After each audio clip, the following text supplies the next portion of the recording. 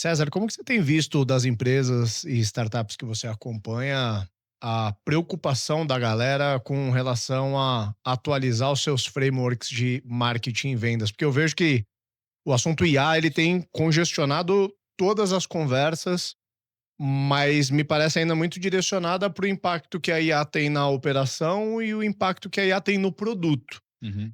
Eu vejo a galera ainda pouco aware em relação ao impacto que todas essas transformações está causando no jeito de fazer marketing, no jeito de vender. Não sei se você tem notado a mesma coisa. Assim, cara, tem muita empresa, né, que boa parte da atração deles está acoplada ao Google, né. Então tanto SEO quanto mídia paga, né. E aí foi interessante no começo agora de 2026, né, fazendo as reuniões com as empresas, né, então tanto as investidas quanto outras empresas que eu de alguma forma tenho um relacionamento, né, eh poxa, ó que interessante, cara, o Google realmente mudou, cara, baixou, assim, a geração, o topo de funil aqui com o Google, tanto mídia paga quanto SEO, cara, 50% de redução. Pô, legal, mas a gente mandou muito bem em vendas, cara, e a gente dobrou a conversão. Aí a primeira vez que eu vi isso, eu falei: "Cara, pô, parabéns, meu, pô, muito legal, né, O vocês time de terem vendas deve time de ter vendas dado mandou uma. muito bem e tal, não sei o quê". Aí vou para a próxima empresa, cara, Google diminuiu 50% e dobrou. Pô, legal, mas nossa, eu já ouvi isso, né. Na Coincidência. terceira vez então eu ouvi umas 5 vezes isso, né. E aí eu acho que é mais mérito provavelmente do Google, né. O Google deve ter feito alguma coisa que a qualidade do que ele está entregando, ele melhorou, né. Aham. Que no final das contas tá ok. Então, o patamar que a gente tinha talvez era mais força bruta, e talvez o Google mesmo tá ali melhorando com a própria IA, os seus algoritmos, a sua entrega, e entregando um negócio com muito mais qualidade, Uhum. né. Mas, você percebe ainda a discussão muito rasa, porque Uhum. daí todo mundo achando que, cara, então eu converti melhor. E talvez eu tenha feito as perguntas erradas, porque o que que você então mudou para ter É, convertido? de toda forma, isso também parece, independente, melhorou, piorou, é uma melhoria incremental, não é uma mudança de Não é uma estratégia. mudança. Uhum. E aí tá todo mundo ainda tentando buscar essa melhoria de produtividade em algo que talvez tenha realmente mudado, Uhum. né. Esses mesmos mecanismos, né, não vão mais funcionar, né. Então, Uhum. eu acho que ainda tá essa discussão, como a discussão talvez muitas vezes do desenvolvedor com a IA, né. Será que realmente a IA vai entregar um código, né? E Sim. já tem gente entregando muita coisa usando o Entregando o código produto IA, né. pronto já. Então talvez, ainda tá uma resistência de: "Cara, como que vai ser esse mundo novo, né?". E Uhum. talvez o grande desafio que a gente vai viver é esse da distribuição, né, como que a gente vai criar os novos canais dada essa realidade, essa mudança tão grande, né. Total. A gente tem falado muito, né, a IA, ela tá mudando o gargalo de lugar, né. Uma vez que ficou fácil, com algumas aspas aqui, produzir um software, o gargalo não vai mais estar ali. Só que com todo mundo produzindo software, tantas empresas que já produziam, mas a imensidade de empresas que estão entrando agora, começando a criar produto de software, daqui a pouco vai ter mais produto do que cliente. Então o Sim. desafio vai ser como vender para essa turma. Mas eu vou gastar um pouco do tecnês aqui, porque esse ponto que você falou do Google tem ouro aqui para nossa audiência, então eu vou fazer uma explanação rápida aqui. Essa mudança de comportamento que você falou, né? Caiu o volume por 50%, só que os leads estão vindo muito mais qualificados. Foi uma coisa que aconteceu, inclusive, aqui. Aham. E ao que eu atribuo, né? Eu atribuo a 2 ou 3 fatores. O primeiro pode ter a ver com a otimização do algoritmo mesmo. O Google imagina que ele sempre foca em cobrir totalmente o seu orçamento. E aí ele vai fazer isso tentando entregar a máxima qualidade possível, mas se ele precisar, assim, digamos que como ele é baseado em pesquisa, tem 100 pesquisas qualificadas no teu mercado, mas ele tem condições de te entregar 200, ele vai partir para o tier 2 ou tier 3 ali da pesquisa. No momento que a gente está agora, o próprio algoritmo ele deve estar se redesenhando e ele tem informações sobre quem está navegando para entregar leads com mais intenção. Então ele vai parar de supor que assim, o cara procurou essa palavra aqui ou exibiu o anúncio antes. Agora ele deve concatenar um pouco mais de coisas do tipo, baseado nos sites que esse cara está navegando, baseado em outras pesquisas que ele fez, ele é qualificado ou não para eu entregar esse lead. Então, eu acho que tem uma mudança de algoritmo. Tem uma mudança de comportamento de quem pesquisa e tem uma mudança de comportamento das empresas. Quem pesquisa chega no Google hoje com a consulta mais refinada, porque até 5 anos atrás a gente só tinha um lugar para pesquisar qualquer coisa ou tirar qualquer dúvida, que era o Google. Hoje você usa muita IA, mas muitas pesquisas também são feitas no YouTube. Estava falando minutos atrás aqui de arrumar coisas na casa. Hoje a gente não vai mais no Google, a gente já procura direto no YouTube que a gente quer um vídeo. Uhum. Então tem também menos pesquisas, principalmente pesquisas de cauda longa, que é como fazer tal coisa, planilha para me ajudar em tarará. Esse tipo de pesquisa saiu do Google e está dentro do ChatGPT, está no YouTube, está em outros lugares. E as empresas que compram palavras, por sua vez, também pararam de bidar essas palavras. Teve um tempo que aqui na Hamper a gente não comprava só palavra que a gente fala de fundo de funil ou palavra de intenção, que é por software de prospecção. É muito óbvio que quem está programando software de prospecção tem uma intenção ali. A gente comprava a palavra spin selling, que é o nome de um livro de vendas, porque eu entendia que quem estava estudando isso podia se interessar pela Hamper. Eu comprava a palavra planilha de comissão de vendedores, porque eu imaginava que um líder de um time de vendas procura. Hoje eu não bido mais essas palavras. Primeiro que é um jogo muito caro de brincar, e segundo que as pessoas não estão mais usando o Google para isso. Então acho que quando a gente junta todos esses elementos, explica um pouco tecnicamente do Sim. porquê dessa mudança. E teve compartilhar um negócio interessante que eu percebi em casa, mais pelos meus filhos, né? Os meus filhos adoram assistir coisas no YouTube, né? E aí, geralmente, quando eu tinha as reuniões com as empresas investidas, naquela semana, eu começava a receber anúncios deles no YouTube. Porque Porque você eu ficava recebia e-mail ou eu mencionando a dava uma pesquisada na empresa e o Google me entregava. Então, remarketing. então vamos lá, vamos dar o exemplo, é Yugo. Então, cara, eu começava a receber vídeo da Yugo no YouTube. Uhum. E aí era uma semana e depois sumia, né? E meus filhos brincavam, você fez reunião com o Yugo, né, essa Porque agora a semana. TV Você da fez a casa fica. reunião com não sei quem. Então, eles ficavam brincando disso, né? E já faz uns 3 meses que isso não tem acontecido. Ok. Né, ou seja, e eu até brincava, falava: "Gente, não dá para vocês configurarem, porque, cara, vocês estão gastando dinheiro à toa comigo". Né, "Ah, mas não tem, É então, não sei o quê". difícil pro marqueteiro filtrar, Mas, né. cara, hoje eu não tá mais acontecendo, Uhum. né. Provavelmente alguma melhora do próprio algoritmo, ou seja, os caras estão se adaptando, tá ficando mais Mais inteligente. Eu acho que eles estão refinado, usando claro. com certeza a própria tecnologia para isso, né. É interessante esse tipo de percepção, né. Sem dúvidas. Boa, bom, pra você que está ouvindo aí o Startups and Down, saiba que a gente é o podcast de cabeceira da jornada de quem empreende e a nossa é falar sobre os temas que nem sempre estão cobertos aí pela mídia especializada do nosso mercado, ou tão pouco, tão playbookados aí à disposição. A nossa é falar sobre os temas que tiram o sono aí de empreendedores e empreendedoras. A gente aborda alguns temas estratégicos, como M&A, fundraising, go-to-market, que é o tema do episódio de hoje. Eventualmente, a gente fala sobre temas mais gerenciais para ajudar o empreendedor na sua jornada de liderança, né? Como formar times, como construir áreas. A gente tem falado muito sobre mercado e, invariavelmente, sobre inteligência artificial. A gente tem também um quadro onde a gente traz alguns empreendedores para contar história aqui. Eu tenho certeza que esse conteúdo de hoje vai te ajudar a modernizar aí o go-to-market da tua empresa, por isso já vou pedir o teu like caso esteja pelo YouTube e deixa também 5 estrelinhas aí pra gente no Spotify, garante que você está seguindo o programa nos dois streamings e encaminha esse episódio naquele teu grupo de empreendedores onde tá todo mundo mandando aquelas dúvidas lá, pô, o Google tá normal para vocês, né? Como que vocês estão se adaptando aqui? Pô, o SEO acabou realmente, né? Manda esse episódio lá que certamente você vai estar ajudando esses teus colegas empreendedores e vai estar ajudando também aí o programa a crescer. César, eu gostei bastante que eu fiz a pergunta de forma meio despretensiosa no início e o assunto já rapidamente caiu em Google, né? E eu posso dizer, cara, eu tô nessa jornada há bastante tempo, atendendo essencialmente empresas B2B, e eu sempre disse que se uma empresa B2B ela fizesse bem um trabalho de Google, ela estava com 90% do trabalho dela resolvido.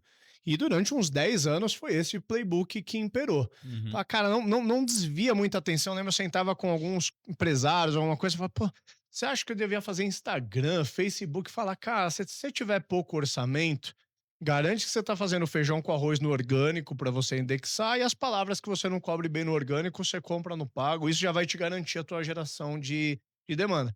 Mas corta para agora, o Google continua sendo um canal relevante, mas ele é um dos canais. Basta você olhar hoje a sua jornada. Se você for pensar das últimas coisas que você contratou, seja para sua jornada pessoal, seja para alguma empresa. Se compara com como era 5, 10 anos atrás, era uma jornada majoritária. Era Google, site do fornecedor, converto, Isso falo aí. com o vendedor e marcha. Hoje, você provavelmente refina a sua conversa no tema ali pelo chat GPT, se mapeia um pouco mais do tema, procura talvez uns podcasts ou vídeo de YouTube para aprofundar. Depois você consulta no WhatsApp 2 ou 3 pessoas que você confiaria para aquele tema, ou manda num grupo com outras pessoas. E aí depois talvez você chegue num site de um fornecedor e inicie uma conversa com os fornecedores. É, o que eu acho que é mais interessante aqui é que como a gente playbookou demais o Google, Uhum, né? A impressão que se teve é que qualquer um poderia ser um marqueteiro, né? uhum, Que é o cara aplicando o playbook, aprendendo como configurar as coisas no Google, fazendo meio que o formatinho padrão ali, né? Meio envelopado, meio congelado, pronto, né? Cara, ele aplicando aquilo ali, ele não precisava de um cara, ele precisava mais de um cara de operação de marketing uhum. para fazer as artes do que alguém da estratégia, né?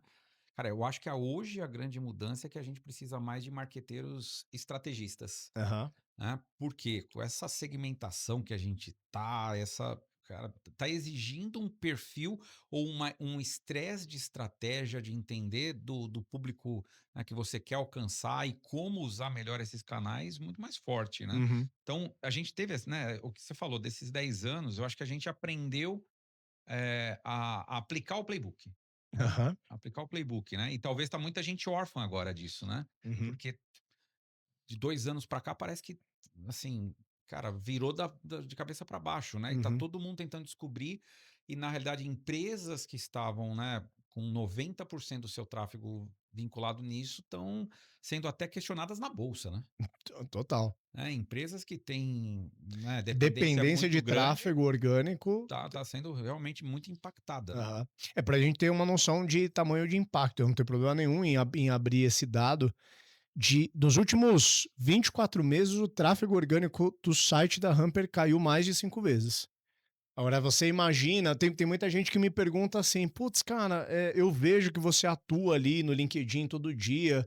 Eu tenho essa vontade de atuar também, mas eu ainda não vi muito propósito naquilo. Eu falei, cara, quando eu vi a direção, e eu tenho uma visão um pouco. O meu campo de estudo é esse há muitos anos, então eu consigo talvez enxergando um pouco à frente. Quando eu vi que isso estava para acontecer, eu consegui, ainda bem, antever um pouco e começar essa jornada de LinkedIn para tomar menos impacto da tungada que a gente tomou do Google. Para mim foi um dever quase fiduciário com a empresa, porque o cara fala, pô, mas é o teu tempo, né? Você é CEO da empresa, não é muito custoso. Eu falei, cara, o que é mais custoso? Eu botar o meu tempo e eu ser o canal até eu descobrir uma outra forma de escalar melhor isso, ou eu ver a vaca indo pro brejo e aceitar essa tungada de 5 vezes? Porque você conhece bem o funil da Hamper desde o Uhum. princípio. O funil era assim, o topo do funil era o tráfego do site. Eu sabia que daquele tráfego eu ia converter entre 2 a 5% em leads. Esses leads iriam para o meu time de vendas. O volume de leads determina até o capacity, se eu cabia mais ou menos vendedores a partir dessa demanda. E assim eu construí a Hamper, e eu acho que assim tantas outras empresas da era da Hamper foram construídas. Agora, pega esse mesmo funil e tira o elemento tráfego do topo. Pra onde eu vou? Cortou É, os bigodes do gato, vai sair batendo a cabeça na parede. Ou sim. pior, mantém tráfego, mas aceita que vai diminuir 5 vezes. Beleza, manda. Ficou com 1/5 do tamanho do time de vendas aqui não, e aceita uma meta muito menor, não faz sentido. Então, Sim. o meu caminho foi me jogar no canal que para mim na época era o principal palpite, e depois veio a se validar que era de fato o canal para onde teria ali uma grande migração do B2B, né, que foi o LinkedIn. Legal. Tem um outro exemplo que também você comentou sobre isso já também, eh, e ontem eu estava com uma empresa e eles falando: "Ah, a gente está criando uma planilha para as pessoas poderem baixar sobre esse conteúdo, né, e essa planilha os caras baixarem, isso gerar lead para gente, o cara deixar". E aí você tinha comentado, né, cara, hoje o comportamento, ninguém vai procurar uma planilha para baixar, para fazer um cálculo, tal. É mais fácil eu ir na IA e perguntar para ela, né? Aham. Ou pedir para a IA: "Me constrói uma planilha para eu calcular isso daqui e tal", Uhum. e ela te gerar esse negócio, né. Uhum. Então, o comportamento da qual, né, a grande mudança é essa, ou seja, eu vou perguntar para a IA o que são, quais são os players que vão, e isso é tão difícil para os próprios caras, que a gente está ainda na promessa, né, a OpenAI falou que vai colocar o ChatGPT Ads lá, né, e vai tentar monetizar a partir disso. Uhum. Mas até agora não colocou. Sim. Que eles ainda estão testando modelos de negócio, né? O Deve ser difícil mesmo. Como testar uma linha, como cobrar isso, né, ou seja, Claro. não deve ser elementar, Uhum. né. Então, é o nível de transformação que a gente tá, né, nem quem vai vender sabe ainda como cobrar. Aham. Vai testar e a gente vai fazer parte desse grande experimento, né. Sim. Então a gente tá no meio da incerteza toda, né. É. A gente tem uma tendência a olhar muito só por canal, né? Uhum. A galera restringe marketing a canal. Eu gosto, você falou minutos atrás que hoje o Estratégia. desafio de estratégia é maior. Como o Google foi monocanal durante muito tempo, você queria dominar a estratégia, dominasse o canal Google, que você tinha 90% de assertividade. Eu tinha, na época que eu tinha agência, o meu play era assim, eu precisava em 6 meses deixar a minha galera pró em Google. O Google abriu o escritório para treinar a galera lá, eu mandava meus estagiários lá ter treinamento, a galera, se ela ficasse afiada em Google, eu entregava um bom serviço. Hoje isso já não é mais suficiente. E aí, caminhando um pouco para o que você falou da IA, trazendo alguns dados aqui. Tem uma pesquisa, eu não me lembro a fonte, depois a gente pode até trazer, se for relevante, e deixar na descrição do episódio, mas que diz que 84% dos decisores que compram no B2B já usam IA na seleção de fornecedores. Disso, 68% das novas jornadas que vão desembocar em uma aquisição, elas iniciam dentro de uma IA e não mais no Google. Então, olha o tamanho do impacto que isso tem. Não é uma mudança simplesmente de canal. Eu vejo a galera ainda numa Isso mais no discussão B2B, né. mais no B2B. No B2C eu não tenho dado. Eu imagino que o impacto ele deve ser em proporções não muito diferentes. Talvez no B2C a gente tem outros canais que exercem tanta força quanto, por exemplo, quanto que o Instagram não influencia na compra do que os nossos filhos compram, por Sim, exemplo, né? Mas o meu convite aqui, ela é uma revisão além de canal. Porque se a gente olha só canal, a gente é levado ao erro que eu vejo a maioria das pessoas. É tentar fazer um depara de Google para ChatGPT. E aí não é mais SEO, é AAO, é qualquer outro AO aí que você bota no meio. E aí o empresário fala: não, então agora eu posso dormir tranquilo. Eu cancelo a minha agência de SEO, contrato uma agência que entende de ChatGPT, e a transformação não é essa, porque não é um depara de canal. É uma mudança na jornada de comportamento e de consumo. sim, sim. Só um ponto sobre a planilha que eu não queria deixar passar, porque eu acho que esse é um entregável rápido assim para a nossa audiência, que é hoje talvez as pessoas não estão mais buscando por dores que eram muito genéricas. Eu citei uma genérica, que é a planilha de comissão de vendedores. Nossa, isso rolava, essa era uma ótima keyword para a gente Sim, comprar anos atrás aqui na RAM. Hoje talvez isso perdeu o valor porque putz, o chat GPT te gera, e aí você fala, você ainda dá informações para ele, minha empresa é assim, assim, assado, ele vai te falar, empresas com essa característica comissionam. Sem entrar no mérito, ele vai dar a resposta certa, mas ele te dá um bom ponto de partida. Aonde tem valor você trabalhar uma planilha? A gente estava hoje, quando a gente estava discutindo assuntos nossos, você comentou que você sempre teve uma planilha de CEO onde você fazia o apontamento de horas. Isso não é uma coisa comum de mercado, isso é uma coisa muito particular sua. uhum, Como que a gente poderia usar essa planilha em uma estratégia de marketing? Fazendo um lead magnet no LinkedIn. E isso tem serventia. Faria, cara, o perfil do César, fazendo uma chamada. Galera, há 20 anos eu uso uma planilha para me organizar como executivo. Pô, transformei a jornada de muitas pessoas. Cara, resolvi disponibilizar aqui. comenta eu quero ou comenta planilha, eu vou mandar. Você pode ter ali 1000 comentários de pessoas qualificadas, pessoas que são teu ICP, de founders de empresas, querendo essa tua planilha. Então, Uhum. mas é um formato diferente, porque tem que ser algo que não é o genérico, porque o genérico a IA entrega, tem que ser algo muito particular que agrega valor. E o jeito de ofertar isso mudou. Que hoje a gente fala, por exemplo, em lead magnet era um termo que não existia até um tempo atrás. Mas esse é um jeito bom hoje de dar serventia, seja uma Mas é planilha, bem uma. específico, né? É muito específico. Quando o conhecimento é muito específico, aquela coisa que você tem pouca repetição na internet, aí eu acho que até a IA não vai ter aquele método, aquele formato de entrega, né? Claro. Quando é uma coisa mais genérica, né? Eu acho que aí você tá. Eu acho E, que tem até o e comportamento da IA interessante, né? Eu, por exemplo, se eu vou comprar, um sobrinho meu me pede para comprar um computador. Me pediu, falou, cara, tio, me ajuda aqui no. Cara, eu uso uma IA para fazer a comparação entre vários modelos, tal, e ela já vai entregar meio pronto, você não precisa né. ficar pelos Antigamente, talvez eu fosse no sites, Buscapé ou pedia no Google, tal, conversava com o alguma coisa e vendedor. pegava lá um tech qualquer coisa lá que me entregava.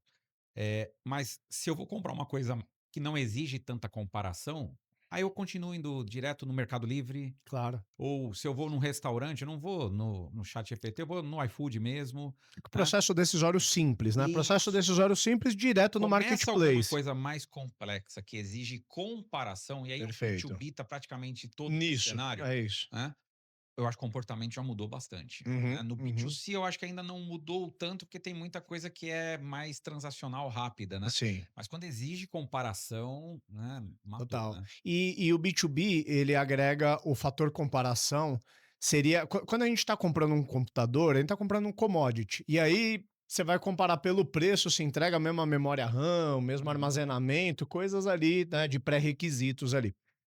Agora, quando você vai contratar um fornecedor, uma contabilidade, um sistema de gestão, uma consultoria de vendas, e você não consegue comparar só atributos objetivos, você quer ver Prova também a, social, né. a, a prova social, É. a credibilidade. Por isso a IA sozinha ela não é suficiente. Por isso o LinkedIn ou qualquer outra rede que, se eu falo muito LinkedIn, porque eu tô enviesado por isso e talvez quando eu falo do LinkedIn eu tô conseguindo abranger 80% do B2B.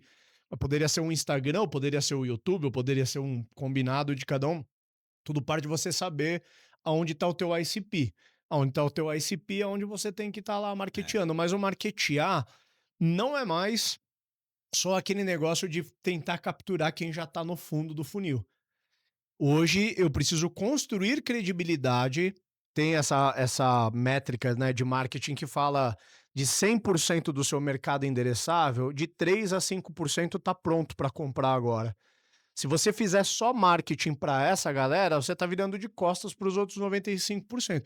By the way, todos os seus concorrentes estão falando. Então, assim, tem 10 players tentando falar com os mesmos 3% do mercado. O convite, a mentalidade de geração de demanda é: por que não já começar a conversar com os outros 95% desde já? Ele não vai comprar agora. Eu não vou tocar um call to action de venda nesse cara agora, ele não está pronto para isso. Mas eu vou educar ele, eu vou ajudá-lo na jornada dele para que eu vá me posicionando como uma autoridade, uma referência para quando ele entrar no momento de compra dele, eu ser uma das opções a serem consideradas na hora que ele for comprar. Uma pergunta para você, Ricardo, né, que você tá trabalhando bastante com o LinkedIn, né.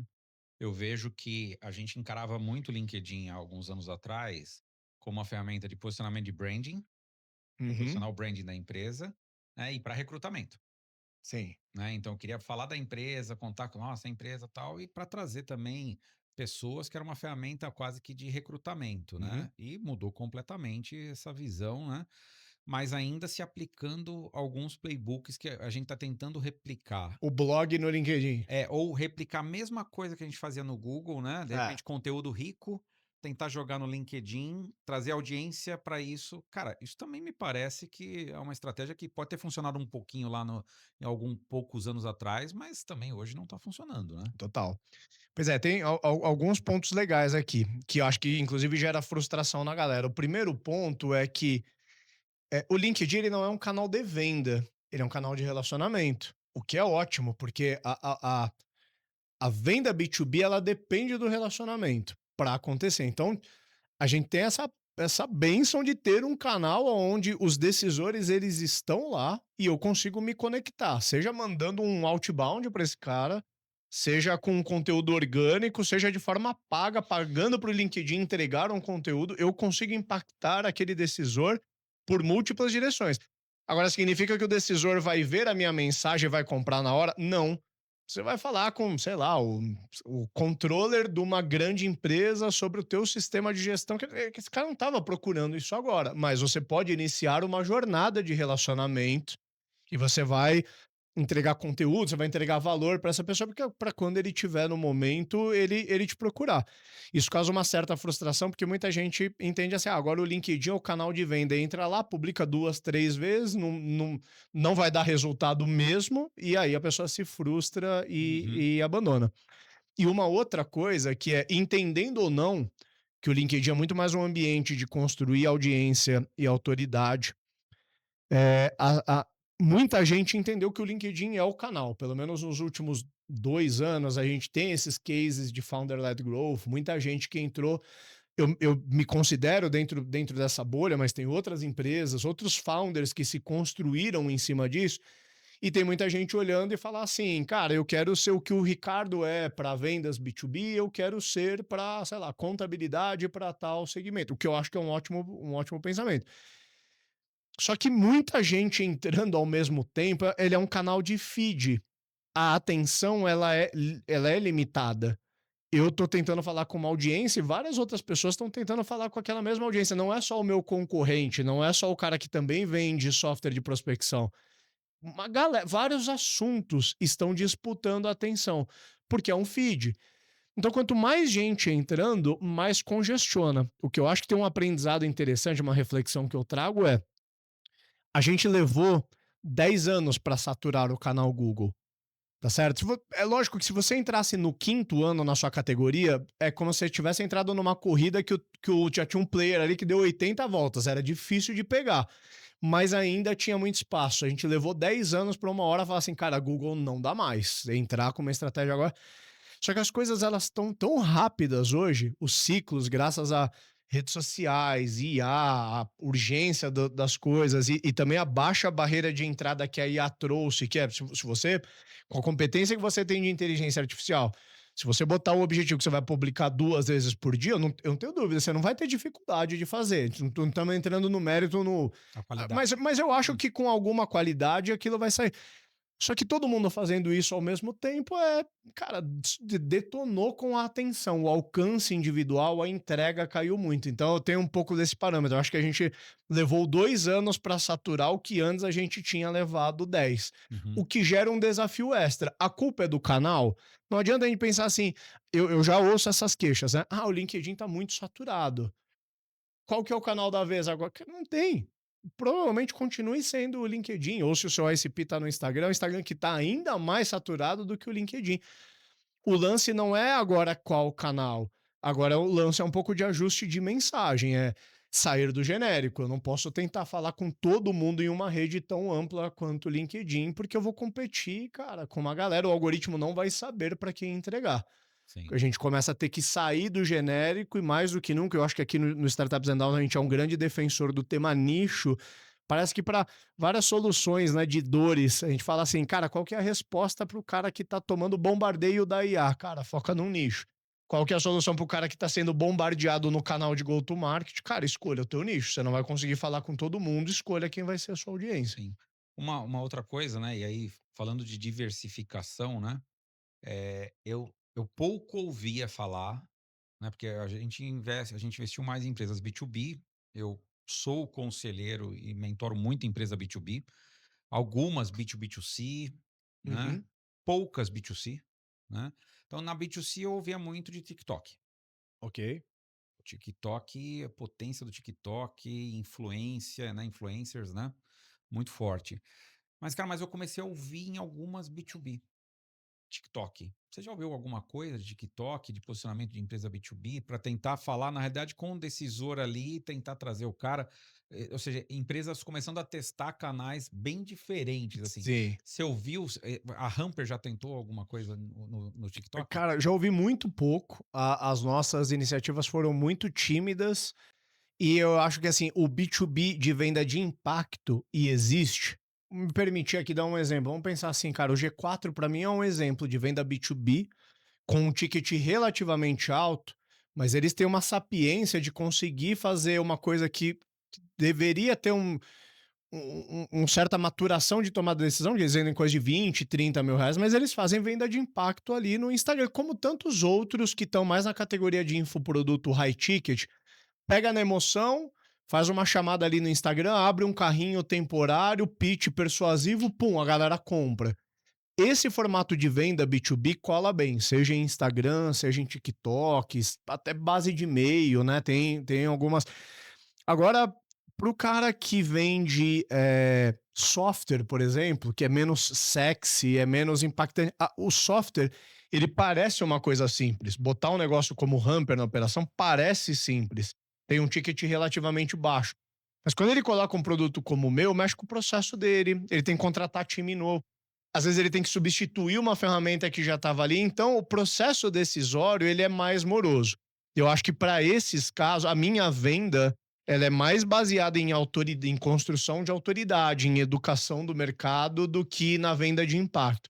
Pode ser um pouco de desconhecimento também meu do canal, não me considero um profundo conhecedor de TikTok, mas eu separaria um pouco isso. Se venda baseado em impacto, pega na emoção, TikTok e Instagram. Se venda mais racional, processo decisório mais complexo, preciso construir credibilidade, é mais LinkedIn, talvez até o YouTube nessa seara. Agora tem a questão de você talvez concatenar esses canais, né. Se você faz uma estratégia de founder-led growth, né, se você vai trabalhar a tua imagem, geralmente você vai trabalhar como uma autoridade e influência. Sim. Você usar esses canais como, né, uma forma de capturar atenção e trazer a pessoa talvez para um primeiro funil de uma venda de um conteúdo, falando de uma educação, de uma experiência, e a partir dali você criar um outro funil para daí você tentar vender o seu produto em si, né. Aham. Ou seja, talvez a gente comece nessa geração que a gente está agora, o que eu provoquei lá no começo, né, ou seja, a pessoa de marketing tem que pensar em estratégias, né, de você fazer engajamento, né. Primeiro a pessoa te reconhecer, engajar com você, né, verificar sua proposta, né, ou seja, perceber valor naquilo que você está entregando, querer beber da sua autoridade para daí depois comprar alguma coisa, né? Ou Aham. seja, essa jornada ela se tornou nesse mundo que a gente está dessa incerteza, todas essas mudanças, muito mais desafiador para o estrategista de marketing, Total. E né? você vê, César, como a gente é levados, por exemplo, ao erro que ainda muita empresa olha marketing ainda como uma pasta, uma disciplina meio De acessória e fala: eu tenho que ter o cara de eu, founder, não preciso me preocupar com esse troço. Não, quando a empresa tem marketing e vendas junto. Né, Aí, e muitas vezes, cara, a estratégia é tão diferente do que você tem que fazer nos 2 e o nível de atenção, muitas vezes o cara entende muito de vendas, ele não sim. entende de marketing, É.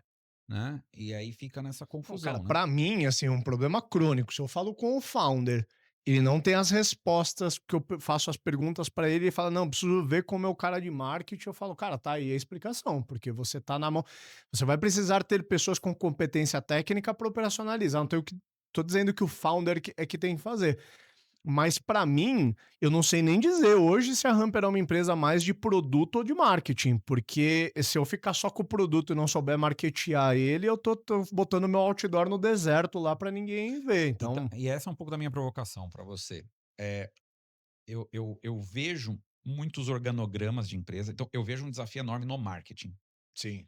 Cara, a gente tá com uma dificuldade de como buscar engajar.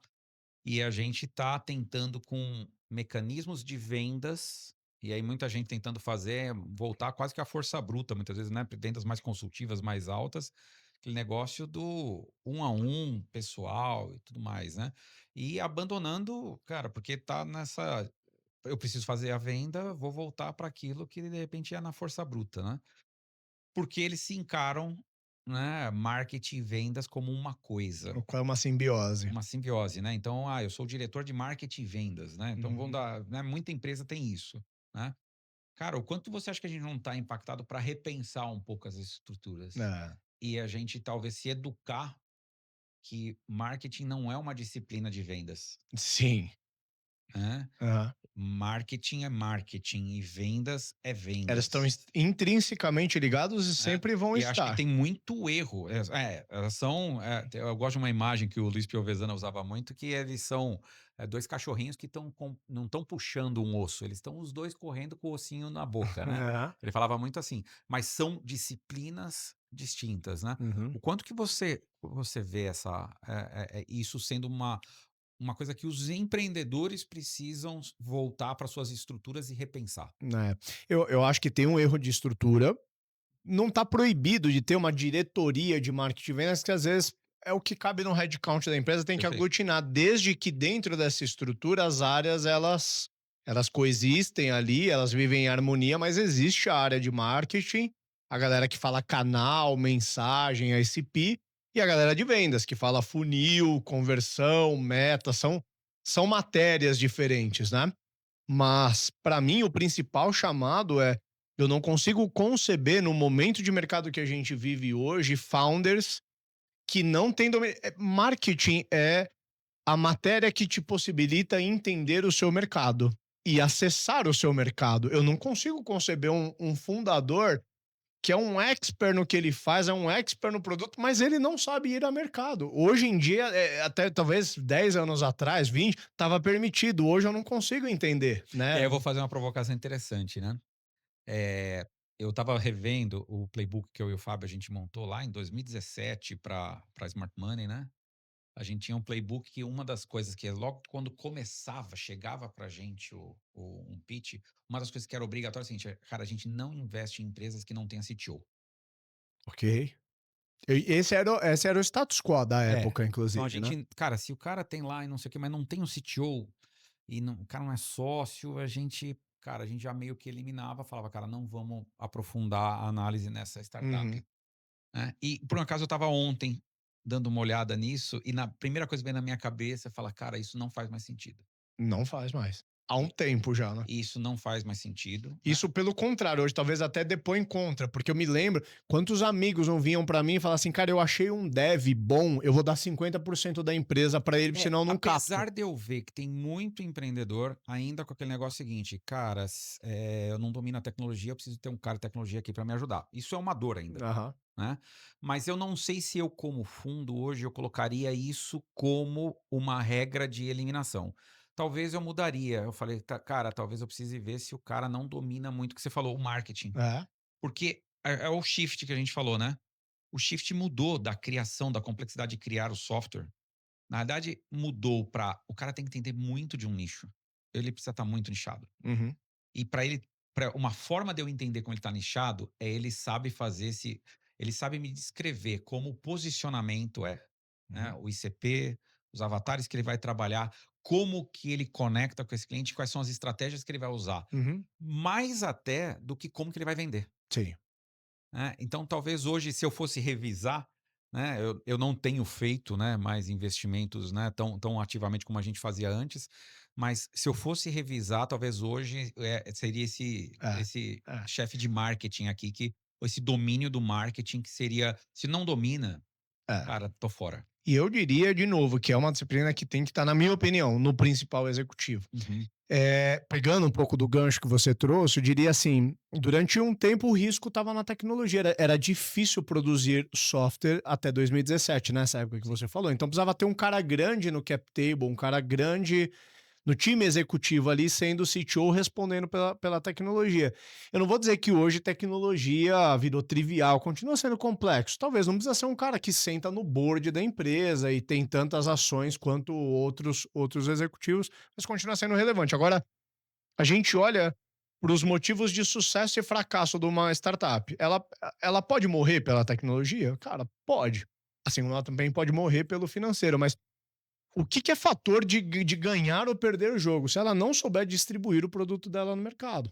A empresa que souber, ela pode não ter o melhor produto ou eventualmente não ter o melhor modelo financeiro. Ela vai descobrir no caminho, ela vai fazer tropeçando, queimando caixa, fazer errado. Mas se ela tiver potência de distribuição, ela faz.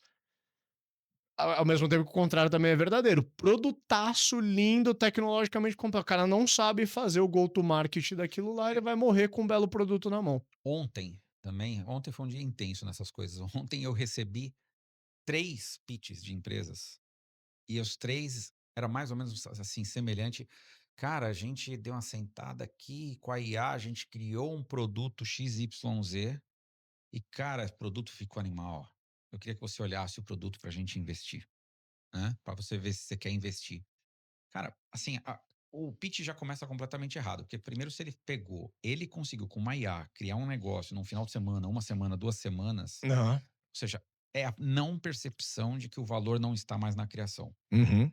E quando você pergunta, como que você vai vender, nenhum dos 3 soube me responder. Sim, a primeira pergunta que eu fiz, falei: "Cara, entendi o produto, legal, mas como que você vende isso?" Um deles me mandou ainda assim: "Não, cara, a gente precisa de dinheiro para fazer anúncios no Google, no lin". Cara, falei: "Cara, olha a falta de percepção que a gente tá, né, em alguns empreendedores, porque eles estão tão apaixonados pela IA entregar um software, que ele fala: "Cara, uma coisa que eu não fazia agora eu entreguei, então agora isso tem um valor enorme", mas tem um valor para você, Uhum. porque talvez você não dominasse. Mas isso está acessível para todo mundo. Não tem diferencial, que o diferencial tá em como que você pega um negócio desse e vende e distribui e alguém vai comprar. Total. Por que que alguém vai comprar o seu? Por que que daqui a 3 meses o seu já virou obsoleto, todo mundo já copiou, fez o dele, né, e não tá nem mais aí para o que você vendeu. Aham. Então, esta percepção é o cara do marketing. É. É o cara que vai entender, o fundador precisa ter essa cabeça, Uhum. né. Mas a gente se acostumou ao marketing ser transacional, parece, É. E né. meio acessório, uma E área meio que lateralizada, assim, na é empresa, um né? prestador de serviço para vendas, Uhum. né. Cara, e tá É, completamente equivocado essa. é. E isso não é a gente tá falando, isso é o novo status quo do mercado, também não é de hoje, já tem os últimos Sim. anos está assim, se você pegar fundos relevantes lá de fora, soltaram seus memorandos, trazendo em outras palavras, assim, hoje, assumidamente, distribuição vale mais do que produto. Isso já é Com assunto, cara, Mas pacificado. mas parece que ainda não caiu a ficha de muitos É. empreendedores nisso, E né. acho que a IA trouxe nós empreendedores somos builders por defeito, a gente gosta, eu adoro pôr a mão na massa, é a minha cachaçinha, se eu abandonar a gestão, etcétera, que eu tenho que fazer e deixar eu me der alguma coisa tipo Lovable, assim, eu vou me deliciar, vou ficar horas a fio fazendo, mas nós empreendedores, a gente tá voltando a viver aqui um pouco da síndrome de professor Pardal, assim, que faz um monte de criando laboratório dentro da empresa de experimentos fracassados na hora de botar no mercado. E não é esse o jogo, né? Sim, sim. E que você acha que é a solução? O que que seriam, de repente, os pontos agora para a gente colocar para o pessoal, assim, pontos de atenção para esse cenário aqui que cada empresa deveria estar muito atenta? Boa. Eu acho que a gente falou sobre pontos importantes, que é alguém no time executivo, no time de fundação, o cara tem que botar esse chapéu e falar: eu vou ser o cara de go-to-marketing, como tem que ter o cara de produto, né? Eu acho que tem que arrumar isso na estrutura, porque senão a gente não vai ter throughput para fazer o que é necessário. Mas para resolver e tentar entregar a promessa do episódio aqui, né? É, a gente tem que ter clareza de que nicho que a gente atua. O nicho determina que jogo que você tá jogando. Não dá mais para entrar no tabuleiro sem regra, bagunçado e se jogar num ato de fé, assim. Tem que falar assim, eu jogo esse jogo aqui. O nicho, ele determina todas as regras do jogo. Vender, sei lá, cara, RP para multinacionais é um jogo completamente diferente de vender software de vendas para PME, como eu vendo. E aí você pega tantas categorias são muito transversais, contabilidade, advocacia, TI. O cara ficar no genérico, ele não consegue elaborar uma boa estratégia, porque me diz assim, qual que é a estratégia que funciona para 10 nichos ao mesmo tempo? Não tem, né? Então você precisa escolher um nicho e dissecar quem é o ICP daquele nicho, para você entender não só a dor do ponto de vista de entender a dor para fazer a proposição de valor certa. Tem a ver com isso também, mas isso vai derivar mais para produto. Você tem que entender quem é aquele ICP e se eu vendo para o César, eu entender assim, quando o César ele for comprar o que eu vendo, qual que vai ser a jornada que ele vai passar? Cara, talvez ele converse um pouco no chat GPT, depois ele chegou numa meia dúzia de caras que poderiam resolver aquela dor, ele vai acompanhar no LinkedIn por um tempo, ele vai consumir podcast. É que eu tô jogando coisas. Eu acho que é importante a gente ter essa consciência da pluralidade de canais que existe hoje. 5 anos atrás, o lead que chegava aqui na Hamper, 98% achou a gente no Google. Ou ouviu falar. Ah, cara, eu conheço alguém que usa, me indicou. Os únicos dois caminhos. Hoje, o cara pode ter tomado conhecimento aqui pelo Startups and Downs, a IA citou ele, eu sigo o Rick no LinkedIn. Só que quando você conversa a fundo, esse cara já estava acompanhando há um tempo, ele consome no podcast, depois ele vê no YouTube, ele falou com o vendedor, desistiu, 6 meses depois ele voltou, porque ele continuou me vendo no LinkedIn. Então, a jornada ela não é mais linear e em funil. Então esquece esse negócio. A estratégia não é criar um playbook de topo, meio e fundo. Para mim, a estratégia é conseguir encontrar os canais e a mensagem que vai grudar por onde o teu ICP passa. É difícil para uma pequena empresa abrir essa pluralidade de canais. Leva um tempo até você falar, agora eu estou no YouTube, eu tenho um podcast, eu também estou no LinkedIn, eu também estou no Instagram. A Hamper tem que fazer renúncias até hoje. O Instagram da Hamper dá vergonha, eu nem abro porque a gente não atualiza, não faz nada. Poderia ser criticado por isso, mas eu não consigo chegar nesse canal. Só que eu consigo dormir bem com isso porque esse canal não tem uma relevância tão grande na minha estratégia. Agora, LinkedIn, YouTube, Google continua tendo esses canais que eu sei que o meu ICP passa, cara, eu preciso ser relevante nesse jogo. Talvez isso mude até. A gente fala que a melhor definição de uma startup é uma empresa em busca de um modelo de negócio replicável, escalável e lucrativo, Uhum, né? Então a gente sempre falava do Tan Sanson, né? Todo mundo falando, né? E aí você vai direcionar um mercado grande o suficiente para você, depois que você consegue replicar uma solução, você provou aquilo, aí você vai injetar dinheiro para escalar, uhum, né? Só que talvez a grande mudança que a gente tá é que, cara, você não vai conseguir fazer mais soluções tão genéricas. uhum, Porque tudo que for genérico, me parece que a IA você vai construir aquilo de uma forma muito rápida, genérica. E aí, até o próprio consumidor vai falar, cara, para comprar alguma coisa genérica, vou dar um exemplo.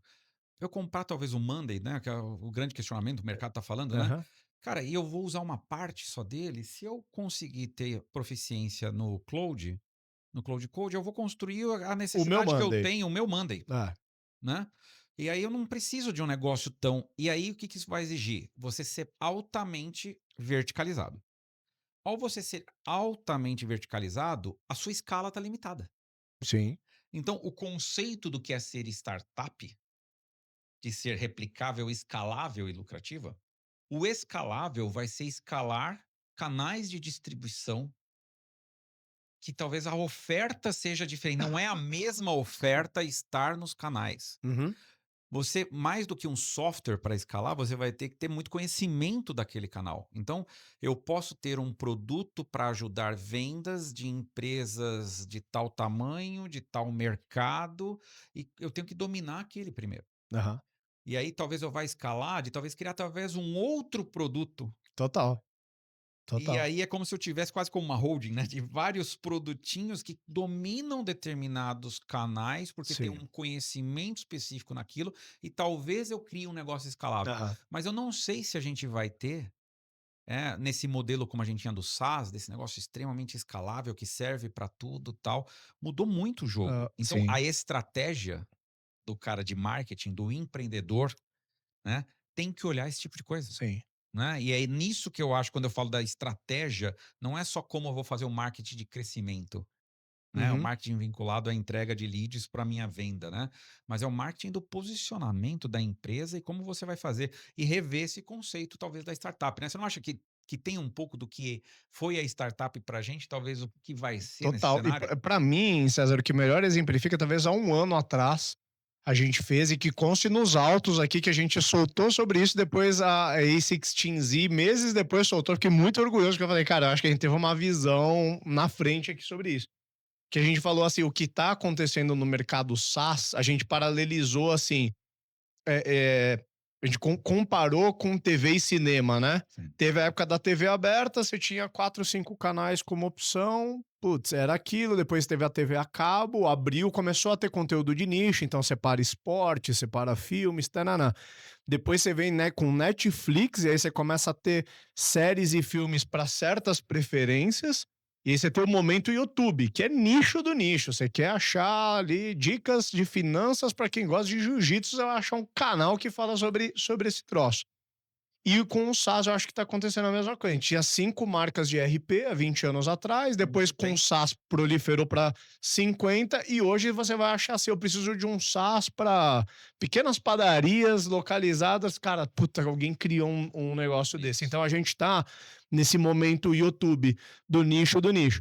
Existem nicho do nicho minúsculo, que talvez não cabe uma startup. Se o cara tiver um concorrente ali dentro, então lascou.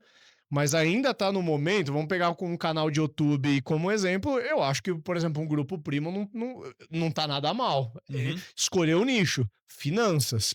É um colosso, um grupo enorme, o cara conseguiu.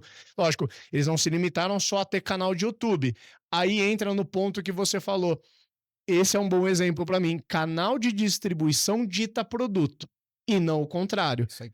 Porque quando o Hamper ficou pronto, eu falei, legal, o produto ficou pronto, como que eu vendo esse troço agora? Vou ter que descobrir, vou ter que pôr na rua e ficar testando o canal. Eu já tinha uma certa sapiência, eu fui um pouco mais rápido, mas a maior parte, eu lembro que o primeiro cheque da Smart Money que vocês colocaram em 2017 é, eu boto 50 mil reais pro cara validar canal, Testa primeiro. testa e depois escala. Hoje é o contrário. O Grupo Primo, o que ele fez? Ele começou com a distribuição, e uma vez que ele tinha muita audiência, ele falou: cara, preciso ter o que vender pra essa galera. Botou um infoproduto, vendeu. Botou um app de investimento, vendeu. Começou a fazer imersão. Comprou participação em uma assessoria de investimento. Tem a Portfel agora ali dentro. Os caras, eles criaram aquela escada de valor, né?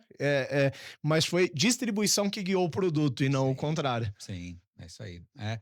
E é interessante que a gente fica na cabeça com esses modelos antigos, né, né, de como fazer a empresa, né, e a gente tá com esse modelo, né, da startup, ou o modelo de como que eu vendo, né. E, cara, e o momento agora é de disrupção. A gente precisa Pensar. esvaziar, falei: "Será que vale a pena eu ter a startup?" Eu não tô falando assim, a startup do modelo que era antes. Uhum.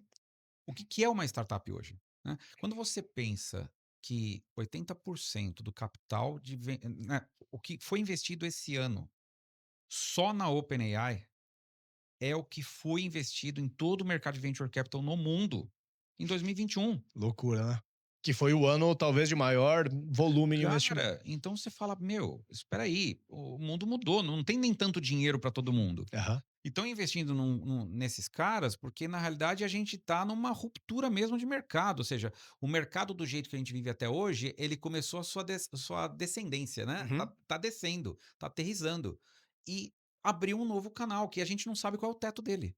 Sim. E o mercado está investindo nesse, né? Os nossos modelos de negócio estão formatados para esse cara que está em queda. Nós vamos brigar aqui pelo que vai sobrar, pelo resto da comida. Uhum. E a gente tem que pensar nesse. Então, aqui a competência que precisa é justamente essa competência. Uhum. Então, acho que o desafio que a gente deixa aqui, né, para a gente como empreendedor, né, os empreendedores que estão. Cara, o exercício é contínuo de você olhar como fazer. E cuidado para você não se cobrar de exigências do passado. Uhum. Porque o replicar, escalável e lucrativo, eu não sei se são essas mesmas 3 palavras, né. Que vão Talvez imperar seja no próximo talvez ciclo. seja replicável, Distribuível. segmentado e lucrativo, Aham. entendeu? Ou Uhum. extremamente especializado Uhum. e lucrativo. Uhum. Né, então talvez Boa seja um pouco reflexão. diferente. Então, eu acho que a gente tá nesse momento de, cara, é melhor a gente tirar as nossas crenças passadas são limitantes para esse momento. Aham. Então é tirar um pouco das crenças, encarar que talvez elas sejam limitantes e você repensar o modelo, Total. né. Muito boa, boa Muito bom, reflexão. Bora para os ups and downs aí? vamos lá. A gente já falou tanto up e down aqui no rela Verdade. no É. episódio que fica até difícil, né. Cara, eu acho que a questão volto no comportamento, vamos pensar do comportamento do empreendedor, né. Tem muita gente no luto, né. Eu tenho conversas semanais com empreendedores que ainda estão no luto, e ainda estão tentando: "Cara, como é que eu remodelo aqui meu negócio, cara, pra gente dar uma sobrevivida e tal", e eu falo: Querendo fazer melhoria contínua em algo que já não vai mais existir. "Não vai mais existir", essa questão da ruptura mesmo, ou seja, cara, tem que mudar o modelo. Uhum. Né. Então, se você continuar brigando aqui, você tá cada vez menos comida para distribuir aqui para mais gente. Então Uhum, você tem que sair dessa briga, né. Então eu acho que isso é uma coisa que é, assim, cara, encara de forma positiva a mudança. As uhum. pessoas estão encarando a mudança como: "Cara, o mundo vai acabar". Tenta encarar de forma então eu acho que tem que ter uma metanoia, uma mudança de Boa. mente do empreendedor, né. Uhum. E tem muito empreendedor ainda com essa dificuldade. Boa, boa. Antes de puxar meus ups and downs, posso fazer 2 Vamos lá. CTAs? Primeira coisa, galera que acompanha aí o programa, a produção, dá um zoom out aí, mostra a coisa toda aí. Temos um upgrade no estúdio aqui, hein? Coloca na câmera aberta pra conseguir visualizar a coisa. Olha que show de bola!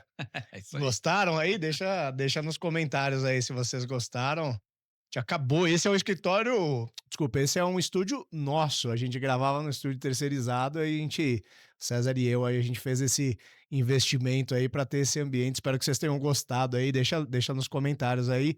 Inclusive, se a qualidade do som tá bom e tudo mais, pra gente poder refinar, que a proposta é a gente sempre melhorar para vocês. Isso aí. E o segundo, eu vou botar o meu boné de vendedor aqui por 30 segundinhos e dizer, pô, se você é founder e tá nessa jornada de precisar modernizar o teu go-to-market, eu quero te ajudar. Eu tenho essa sensibilidade do mercado.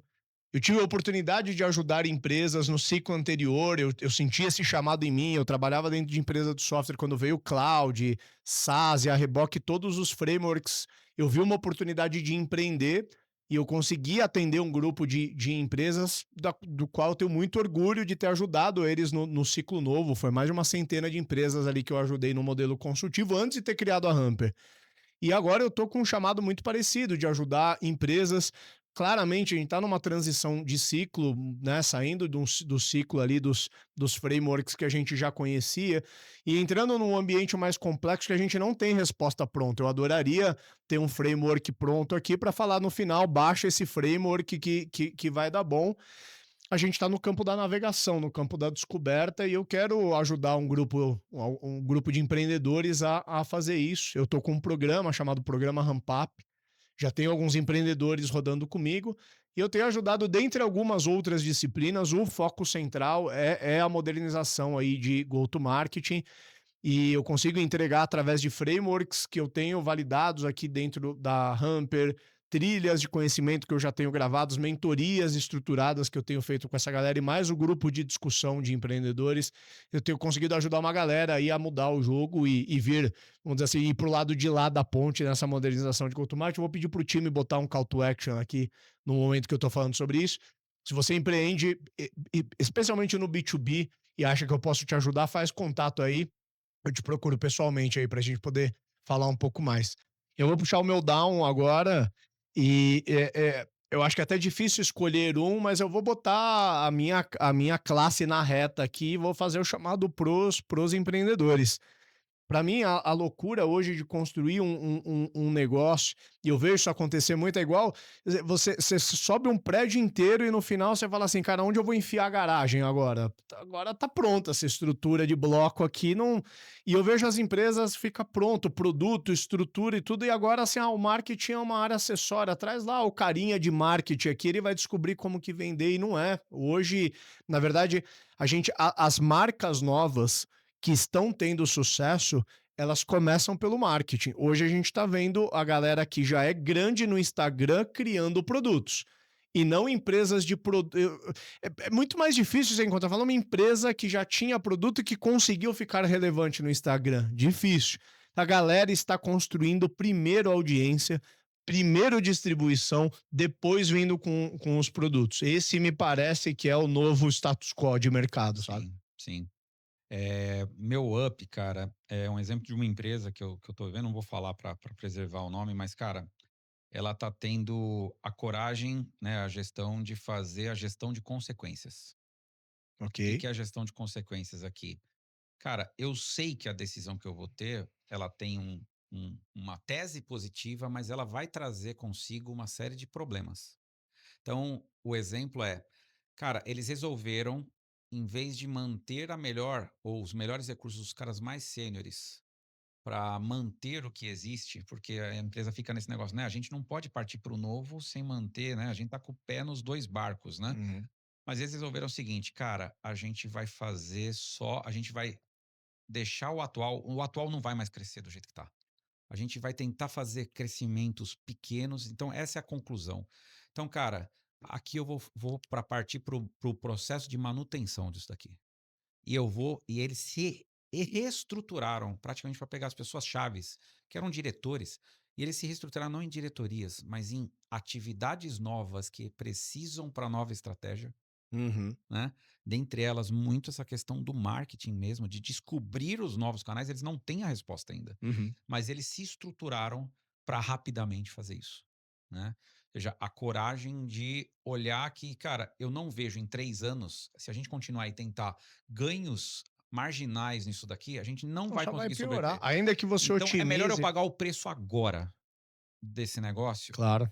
porque ou assim, morrer tentando ou morrer resistindo, Assim, se for pra né. cair, cai atirando, ó. Então é morrer tentando, Boa. né. Então, lógico que eles não estão num cenário de vai Tão ruim, morrer, né? Aham. mas, cara, eles tiveram essa coragem. Então eu Perfeito. acho que, até esse ponto talvez valha a pena o empreendedor olhar Aham. agora e falar: "Cara, por que não?". Muito bom, muito bom. Ouvir isso me lembrou, eu sempre cito, cara, eu acho que o momento de transformação que a gente tá vivendo vem à tona. A gente fez um meetup essa semana, eu citei o case, eu vou citar o case por 2 razões. Eu considero que muito da minha escola foi o que eu vi lá, que foi a Aurum. A Aurum, ela eu me lembro, cara, de estar nas reuniões de sócios da empresa e a gente fala: "Esse negócio de cloud vai acertar o nosso negócio", era 2010, 2011, "vai acertar o nosso negócio que nem um meteoro. E se algum concorrente fizer antes da gente, acabou o sonho grande aqui e nós vamos ter que fazer. Nós vamos disruptar". E os caras tiveram coragem de bancar e hoje a Aura é uma empresa muito maior do que era naquela época porque teve essa coragem. Mas tem outra lição que eu aprendi lá dentro e eu falei sobre isso várias vezes e vou falar de novo, que é o nicho. Para mim, a Aurum, ela era o que era, não é porque os caras eram muito bons de desenvolver software ou muito bons na administração financeira da empresa. Cara, eles escolheram um nicho para ser muito bom. Falaram: "Nós vamos fazer software jurídico". Podia falar assim: "Mas esse software se adapta um pouco, põe numa contabilidade". Não, cara, o nosso negócio é jurídico. Nós vamos ganhar esse jogo, nós vamos ser líder no Brasil. E acho que hoje, mais do que nunca, cara, focar um nicho, escolher que nicho que você vai ser bom. Os nichos já não estão mais disponíveis tão grandes. Às vezes você fala assim: "Ah, eu estou no jurídico", é um negócio muito amplo ainda, mas você escolher qual que vai ser o nicho do nicho. Acho que o mercado vai ser cada vez mais implacável com quem é genérico, César. E até uma coisa que essas grandes empresas Anthropic, OpenAI, justificam muito do valuation inflado delas a partir dos mercados que elas estão prometendo que elas vão engolir.